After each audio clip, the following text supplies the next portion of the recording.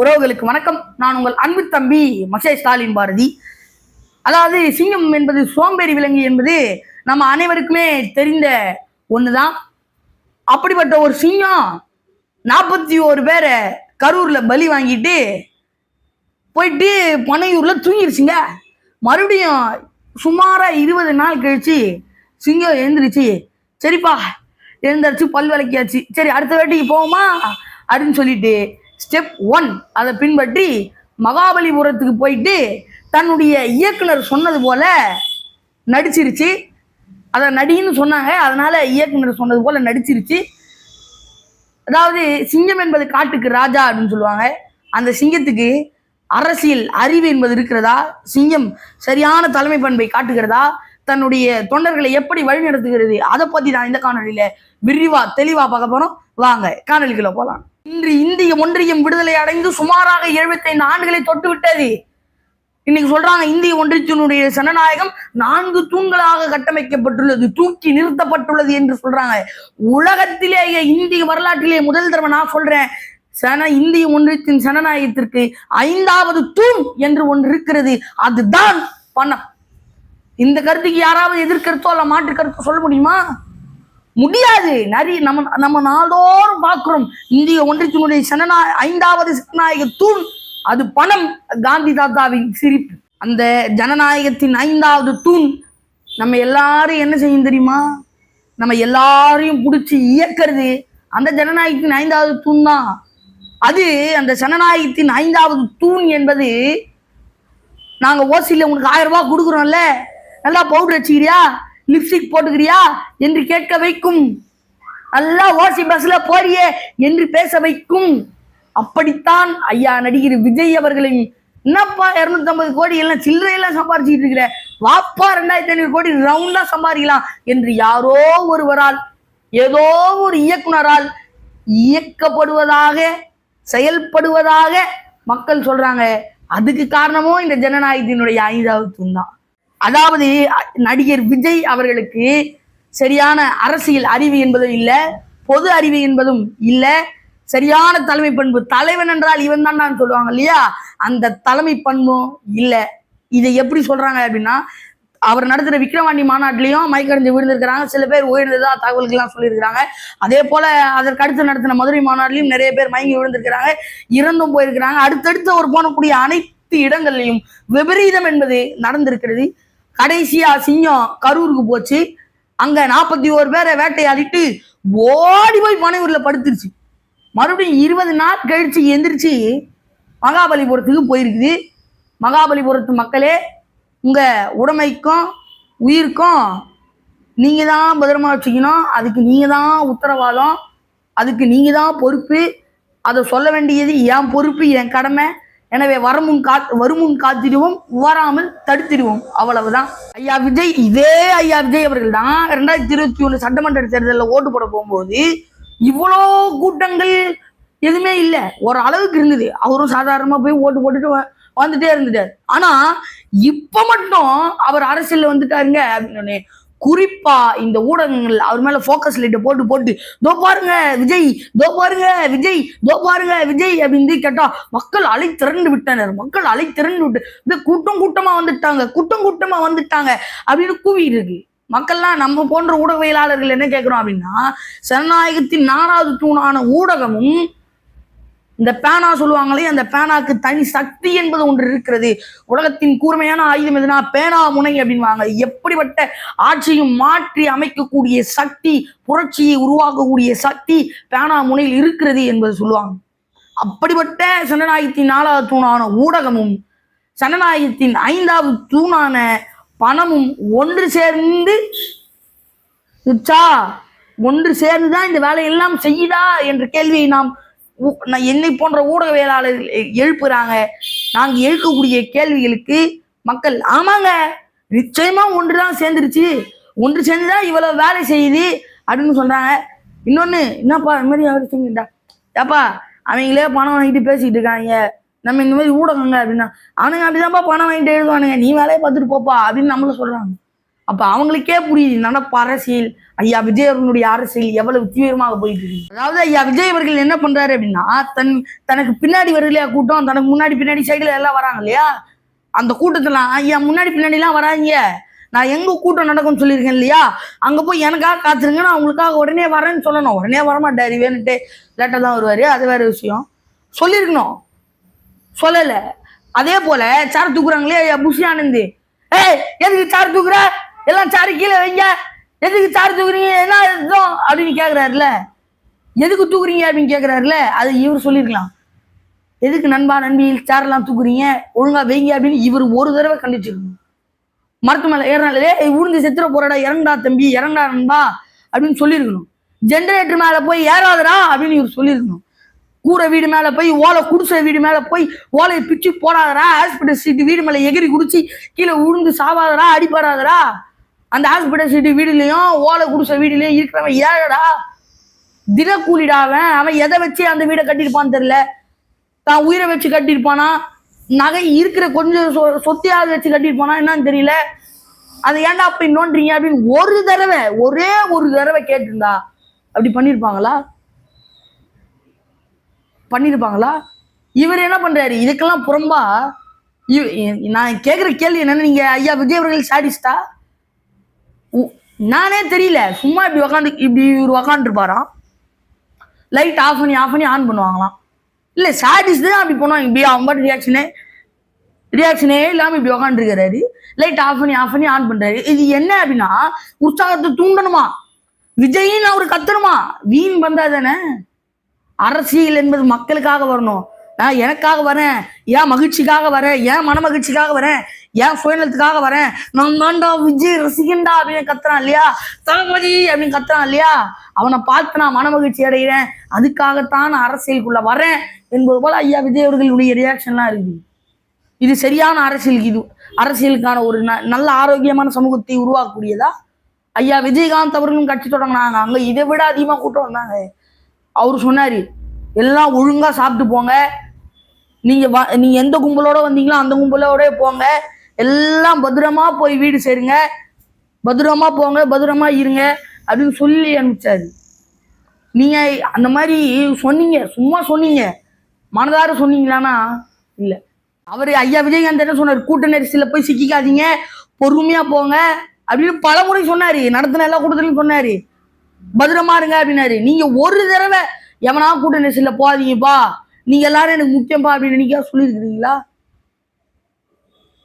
இதுக்குதான் சொல்றோம், தலைமை பண்பு இல்ல, அரசியல் அறிவு இல்ல, பொது அறிவு இல்ல, மக்கள்னா என்ன, அவங்களுடைய ரசிகத்தன்மை என்ன, தொண்டன்னா என்ன, படைனா என்ன, கட்சினா என்ன, ஆட்சினா என்ன, ஒன்னும் தெரியாது. கட்சி தொடங்கிட்டேன், அவன் என்ன ரசிங்க, ஓட்டு போடுவான், அவ்வளவுதான், முடிஞ்சிருச்சு. அதாவது என்ன சொல்றாங்க அப்படின்னா, இந்த 41 பேர் இறந்தது காரணமா என்ன சொல்றாங்க அப்படின்னா, இவங்க எல்லாரும் இது இவ்வளவு கூட்டம் வந்தது இல்லையா, இந்த எல்லா கூட்டத்திலும் ஒரே ஒரு காரணத்துக்காக தான் வந்தது, ஐயா விஜய் அவர்களை பார்க்கணும். இவர் என்ன பண்றாரு, சாரிஸ் மாதிரி இப்படி உட்காந்துருக்கிறாரு, லைட் ஆஃப் பண்ணி ஆன் பண்ணிட்டு. அவங்க என்ன சொல்றாங்க, ஐயா விஜய் அவர்கள் கை காட்டியிருந்தாலே போதும், சும்மா ஒரு பார்வை பார்த்திருந்தாலே போதும், அவங்க போயிட்டு இருப்பாங்க அப்படிங்கிற. அதுக்கு உதாரணம் மதுரை மாநாடு. இவர் ரேம்ப் வாக்ல நடந்து அப்படி போறாரு, எல்லாம் கிளம்பி போயிட்டாங்க, டாட்டா பாய் அப்படின்ட்டு போயிட்டாங்க. கேட்டா என்ன சொல்றாங்க, அவர் பேசலாம் எங்களுக்கு வேணாங்க, நம்மளும் அவர் பேசுறது கேட்கும்போது கிடையாது, உலர் வாங்கி தெரியும், அவர் பேசலாம் எங்களுக்கு வேணாங்க, அவர் ஒரு தடவை பார்த்துட்டாங்க அது போதுங்க அப்படின்னு தான் போறாங்க. அப்ப அவர் பார்த்தா போதும் அப்படிங்கிறாங்க. நீங்க வண்டிக்குள்ள இருந்து வெளியில இருந்து சொல்லி கை காட்டினா போதும், இவர் கூட்டம் வண்டி கூட்டத்துக்குள்ள சொல்லி உள்ள போயிடா, எங்க போறாரு, என்னத்துக்கு போறாரு அப்படின்னு தெரியல. இதெல்லாம் ஐயா விஜய் அவர்கள் தான் பார்த்து சரி பண்ணணும். அதாவது இதுதான் தலைமை பண்பில்லை, இதுதான் தலைமை பண்பில்லை அப்படின்னு சொல்லிட்டு நம்ம அடிச்சுக்கிறோம். மதுரையிலையும் பாதிப்புக்கு உள்ளாக்கி இருக்கிறாங்க, விக்கிரமாண்டியிலையும் பாதிப்புக்கு உருவாக்கிறாங்க. கிட்டத்தட்ட இவர் போன எல்லா இடத்துலையும் ஆட்கள் பாதிப்புக்கு உள்ளாகி இருக்கிறாங்க. ஒரு வார்த்தை சொல்லியிருக்கலாம், பாதிப்புக்கு உள்ளானவங்க உடனே எனக்கு தகவல் தெரியுங்க அப்படின்னு இவங்க கூட்டத்தை கைட் பண்ணியிருக்கலாம். எல்லா தலைவர்களும் கரூர்ல இந்த சம்பவம் நிகழ்ந்தப்ப எல்லா தலைவர்களும் எல்லாத்தையும் சொல்லி முடிச்சதுக்கப்புறம் இவர் போடுறாரு கடைசியா பினிஷிங் டச்சா முடிக்கலாம்ப்பா அப்படின்வாங்கல்ல, இந்த மாதிரி கடைசியா போடுறாரு 20 லட்சம் ரூபாய் வழங்கப்படும். அங்க கரூர்ல பரபரப்பு ஏற்பட்டுருச்சு அப்படின்ன உடனே விரைந்திருக்கலாம். அங்க போக முடியல, அசம்பாதம் ஏற்படும் அப்படின்னா கூட கரூர்ல ரூம் போட்டு தங்கியிருக்கலாம்.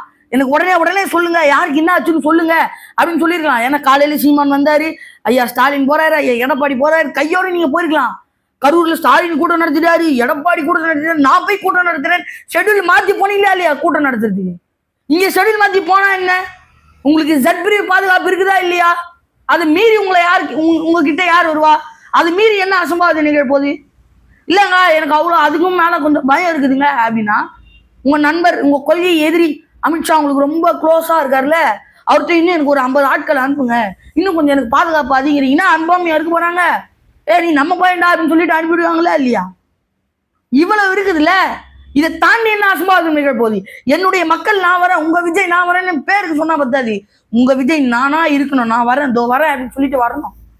படத்துல மட்டும் அதாவது ரியல்னு வாங்கல்ல, ரீல்ஸ்ல மட்டும் இந்த இப்படி வரேன் அப்படிங்கிறது. இதுதான் ஐயா விஜய் அவர்களுடைய வழக்கம். பாதிப்புக்கு உள்ளாச்சுன்னா உடனே தகவல் கொடுங்க, நான் என்னாச்சு ஏதாச்சுன்னு பாக்குறேன். என்னுடைய மக்களுங்க அவங்க நம்பிக்கை, அந்த தைரியம், துணிச்சல் இருக்கணும். விட்டுட்டு செத்து போயிட்டான் போ. இந்த கருத்துக்கள் எல்லாம் எடுத்து போட்டா இது சரியான அரசியல் இல்ல, இது சரியான தலைமை பண்பு இல்ல, திருத்திக்கோங்க அப்படின்னு போட்டா, இந்த தற்குறிலாம் நம்மள தற்குறின்னு சொல்லிட்டு வீடியோ போடுது. நம்ம என்ன சொல்றோம்? உங்க தற்குறித்தனத்தை கொஞ்சமா திருத்திங்கப்பா, தமிழ்நாட்டு மக்களா சிந்திச்சு பாருங்கப்பா அப்படின்னு சொல்றோம். இல்லைங்க நான் தற்குறியா தானே சிந்திச்சு பார்ப்பேன் அப்படின்னா, நம்ம இவங்களோட பெரிய கட்சியான திமுக அதிமுக எல்லாரையும் தான் விமர்சிக்கிறோம். அவங்க யாரும் என்ன எதுவும் சொல்லல, உன் அட்ரஸ் கொடுறா, உன்னை வீடு தேடிய வந்து அடிக்கணும் அப்படின்லாம் சொல்லல. ஆனா இந்த தற்குறினா நம்ம உன் அட்ரஸ் கொடு, உன்னை வீடு தேடி வந்து அடிக்கிறா இல்லையா பாரு, நீ என் கையில மாட்டின செத்தடா. அதாவது இதை பத்தி இன்ஸ்டாகிராம்ல ஏதாவது பதிவு போட்டா பொம்பளை செருப்பா அடிச்சு, ஏப்பா பொம்பளை செருப்பா அமிச்சா என்ன இது? நான் ஒரு என்ன சொல்றது, என்னை பர்சனலா கான்டாக்ட் பண்ணுங்க, என் அட்ரஸ் தரேன், ஒரு நல்ல உயர்தர செருப்பா அனுப்புங்க, சைஸ் 8 நல்ல செருப்பா அனுப்பி விடுங்க. வேற என்ன சொல்றது? இதைதான் நம்ம வந்து சொல்றோம் சரியான தலைமை பண்பு இல்லை அப்படின்ட்டு கமெண்ட் பண்றாங்க கீழே. அறிவில்லாத்தனமா இவன் வந்துட்டு நம்மள கமெண்ட் பண்ணிட்டு இருக்கான். ஒழுங்கான அரசியலை கத்துங்க, சிறப்பா அரசியல் பண்ணுங்க, நல்ல அரசியல் பண்ணுங்க அப்படிங்கிறத நம்ம சொல்றோம், வேற எதுவும் நம்ம சொல்லல. தலைமை பண்பு இருப்பவன் முன்னாடி வேலை செய்வான், எல்லாரையும் வழி நடத்துவான். போ நீ அங்க வேலை செய், போ நீங்க வேலை செய். கரூர்ல இந்த மாதிரி நடந்தோடனே தேவையில்லாதவங்களாம் ரோட்ல நிக்காதீங்க, கலவரம் ஏற்படுத்தாதீங்க, கிளம்புங்க அப்படின்னு சொல்லியிருக்கணும். நம்ம வாலண்டியருங்களா போய் வேலை செய்யறதா செய்யுங்க, மருத்துவமனையில கூட்டத்தை ஏற்படுத்த விடாதீங்க, மருத்துவர்களுக்கு துணையா வேலை செய்யுங்க, பாதிக்கப்பட்டவர்களுக்கு துணையா இருங்க அப்படின்னு ஒரு போஸ்ட் போட்டுருக்கலாம், இல்ல ஏதாவது சொல்லிருக்கலாம். எதுவுமே சொல்லல. தலைமை பண்பு இல்லாதவன் தான் ஏதாவது ஒரு பிரச்சனை ஓடி போய் ஒளிஞ்சிக்குவான். தலைமை பண்பு இருக்கவன் என்னடா பிரச்சனை, என் மக்களுக்கு என்னடா பிரச்சனை அப்படின்னு முன்னாடி வந்து நிற்பான். இப்ப தெரியுதா யாருக்கு தலைமை பண்பு இருக்குது, யாருக்கு தலைமை பண்பு இல்லைன்ட்டு. இவ்வளவு செயல்களை மனசாட்சியை இல்லாம செஞ்சுட்டு மகாபலிபுரத்துல ஏதோ ஒன்று செய்ய போறாராம். பாதிக்கப்பட்ட ஒவ்வொரு குடும்பத்தையும் ஒவ்வொரு அறையில வச்சிருக்காராம், தனித்தனியா போய் பார்ப்பாராம். அது யாராவனா இருக்கட்டும், தூய்மை பணியாளர்களா இருக்கட்டும், மழை நீர்ல பாதிக்கப்பட்டவங்களா இருக்கட்டும், மழை நீர்ல பாதிக்கப்பட்டு ஒரு நிவாரணம் தரேன்ட்டு பணம் தான் கூப்பிடுவார், நேரில் போய் எதுவுமே பார்க்க மாட்டார். அவ்வளோ நல்லவர் வல்லவர். பாருங்க எவ்வளவு கேவலமான ஒரு புத்தி அப்படின்னு சொல்லிட்டு. ஏன்னா ஒன்று சேர் புரட்சி செய் அப்படிங்கிறது தான் ஒரு வாசகம். மக்கள் எல்லாரும், பாதிக்கப்பட்ட மக்கள் எல்லாரும் ஒன்று சென்றாங்கன்னா ஒரு கலாட்டாகவும் அது ஒரு புரட்சியாகும். அதான் கலகம் பிறந்தா வழி பிறக்கும் அப்படின்னு சொல்லுவாங்க இல்லையா, அது போல ஒரு புரட்சியாகும் என்று பயந்து நடுநடுங்கி அஞ்சுதான் ஒவ்வொரு குடும்பத்தையா தனித்தனி ரூம்ல போய் பாக்குறாரு. எவ்வளவு பெரிய ஒரு பயந்தாங்கோலி தலைவனாக ஏற்று இந்த தற்கொலையெல்லாம் செயல்பட்டு கொண்டிருக்கிறது என்பதை பாருங்க. அது ஐயா ரஜினி அவர்களை இறக்கணும், அவரை வச்சு அரசியலை மாற்றணும் என்று முயற்சிச்சாங்க. அவரு ஐயா சாமி நான் உஷாராயிட்டேன்டா அப்படின்னு போயிட்டார். ஐயா கமல் அவர்களையும் இறக்குனாங்க, அவரும் 5 வருஷத்தை தண்டம் பண்ணாரு. இன்னைக்கு திமுக எம்பியா இருக்கிறாரு, இன்னும் இருக்கிறதா இருந்தாலும் இருப்பார். இவர் இந்த தேர்தலில் இருக்காரு, ஆனா அடுத்த தேர்தலில் இருப்பாரா அப்படிங்கிறது பெரிய கேள்வி.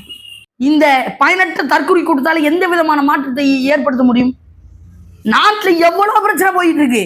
ஒரு மூட்டை நெல் என்பதை அறுவடை செஞ்சு கொண்டு வராங்க, ஐயோ அப்பா அது பணமாக போதுரா என்ற மகிழ்ச்சியோடு கொண்டு வந்து போட்டிருப்பாங்க. அதையும் தூக்கி சுடுகாட்டில் போட்டாங்க, அது வேற விடையும். அது மழை பெஞ்சு முளைச்சிருச்சு, ஐயோ அம்மா காசு வரலையே, என் கடன் வாங்கி நான் வச்சனே, என் நகை போச்சே, என் பணம் போச்சே அப்படின்னு இந்த விவசாயி வயிறெறிஞ்சி பேசுனாங்க, பேட்டி கொடுக்குறாங்க. அது இந்த திராவிட மாடல் அரசின் மெத்தன போக்கு. அதை எதிர்த்து கேட்க உங்களுக்கு தகுதி இருக்குதா? இல்ல அதை எதிர்த்து பேச உங்களுக்கு அறிவு இருக்கிறதா? இன்னைக்கு சாதியை ஒழிப்போம், சமத்துவம் பேணுவோம் என்று திராவிட மாடல் அரசு உருட்டி போய் சொல்லிட்டு இருக்கு. கேட்டா பாலங்களுக்கும் பிரிட்ஜுகளுக்கும் சாலைகளுக்கும் நாயுடு, கோபால்சாமி நாயுடு, ஜிடி நாயுடு என்று பெயர் வைத்துக் கொண்டிருக்கிறது. அதே சமயம் பாபு சிதம்பரம் என்று பிள்ளை என்று இருந்தால் பிள்ளை என்றதை அடிக்கிறது, நாயக்கர் என்பதை அடிக்கிறது, செட்டியார் என்பதை அடிக்கிறது, முதலியார் என்பதை அடிக்கிறது. கேட்டா ஜிடி நாயுடு என்று போடுங்கள், கோபால்சாமி நாயுடு என்பதை போடுங்கள் என்பதை முன்னுரைக்குது. ராவி என்று போடுங்கள், ரெட்டி என்று போடுங்கள் என்பதை ஆதரிக்குது. இதுக்கு கேள்வி கேட்க உங்களுக்கு வக்கு இருக்கா, துப்பு இருக்கா? இன்னைக்கு காமராஜர் யூனிவர்சிட்டிய, காமராஜர் பல்கலைக்கழகத்தை மூடுறாங்க.